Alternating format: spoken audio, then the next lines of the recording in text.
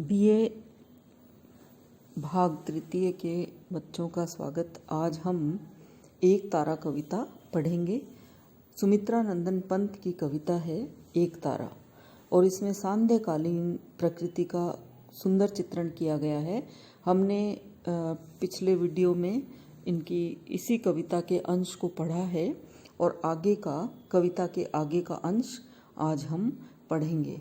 तो चलिए आज पढ़ते हैं सुमित्रा नंदन पंत की एक तारा कविता, और प्रकृति का सुंदर आलम्बन रूप में चित्रण हमें यहाँ देखने को मिलेगा। एक तारा कविता में प्रकृति में संध्या होते समय जैसा कवि ने बिंब बांधे हैं, जितने खूबसूरती से बिंब बांधे हैं, उसको देख करके बहुत ही मनोहारी, प्रकृति को देख करके बहुत अच्छा लगता है। बहुत ही सुंदर सुरम्य चित्रण है। मृदु मृदु भाव स्वप्नों से भर अंचल, नव नील नील कोमल कोमल, छाया तरुवन में तम श्यामल, पश्चिम नभ में हूँ रहा देख, उज्ज्वल अमंद नक्षत्र एक, अकलुष अनिंद्य नक्षत्र एक, जो मूर्तिमान ज्योतित विवेक, उर्मे हो दीपित अमर टेक।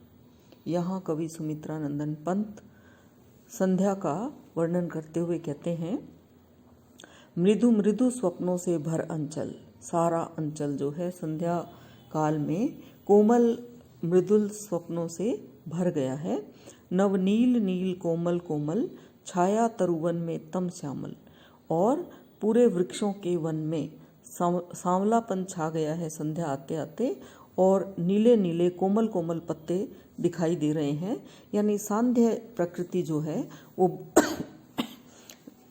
नीली आभा लिए हुए है, और बहुत ही कोमल पत्तों से ढकी हुई है। पश्चिम नभ में हूँ रहा देख, उज्ज्वल अमंद नक्षत्र एक। कवि सुमित्रा नंदन पंत कहते हैं कि पश्चिम के आसमान में, नभ यानी आसमान, एक नक्षत्र को देख रहा हूँ। अमंद यानी जो कभी मंदा ना पड़े, जिसकी आभा, और टिमटिमाता एक ऐसा चमकता हुआ तारा देख रहा हूँ। पश्चिम के आसमान में एक उज्जवल ऐसा तारा जो कभी मंद नहीं होता है, जिसकी ज्योति जो है कभी बंद नहीं होती है, ऐसा तारा देख रहा हूँ। जो अकलुष अनिंद्य नक्षत्र एक, जो मूर्तिमान ज्योतित विवेक। वो पश्चिम के नक्षत्र में दैदीप्यमान जो तारा है वो बिल्कुल निष्कलुष है। अकलुष यानी बिल्कुल स्वच्छ है, उसमें कोई कलंक नहीं है। वो अनिंद्य यानी बिल्कुल सोया नहीं है। वो व्यक्ति के ज्योतिर्मान विवेक की तरह से है। जैसे व्यक्ति का विवेक होता है, उस विवेक की तरह मूर्तिमान है।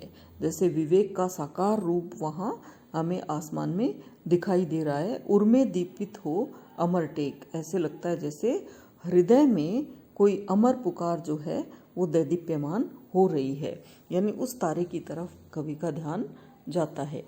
किस स्वर्णाकांक्षा का प्रदीप वह लिए हुए, किसके समीप मुक्तालोकित जो रजत सीप, क्या उसकी आत्मा का चिरधन स्थिर, अपलक नयनों का चिंतन, क्या खोज रहा वह अपनापन। कवि तारे को देख करके उस पर चेतन सत्ता का आरोप लगाते हुए कहते हैं कि वो जो दीपक जल रहा है वो कौन सी स्वर्णिम आकांक्षा को लिए हुए है, अर्थात क्या वो किसी आशा का प्रतीक है। किसके समीप है वो, मुक्तालोकित जो रजत सीप, मानो चांदी की कोई सीपी है जो मोतियों से भरी हुई हो, चमक रही हो, उसके समान लग रहा है, जैसे मोतियों से भरी हुई चांदी की सीपी हो। इस प्रकार वो दैदीप्यमान तारा है, और वो तारा यूं लग रहा है जैसे किसी जीवित आकांक्षा का प्रतिरूप हो। क्या उसकी आत्मा का चिरधन स्थिर, अपलक नयनों का चिंतन।